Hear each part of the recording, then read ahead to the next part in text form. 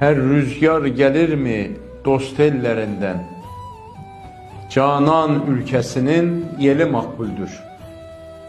Bülbül feryat eder ahuzarınan, laleyi neylesin gülü makbuldür.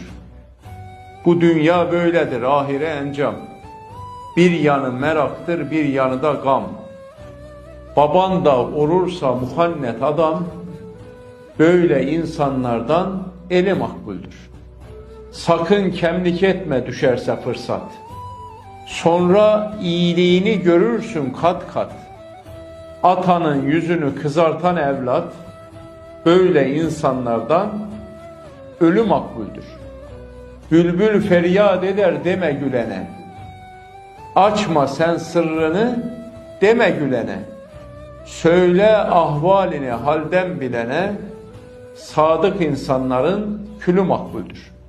Sadık insanlara, salih insanlara, Rabbimizden korkanlara, sabredenlere, onun aşık kullarına selamlar olsun.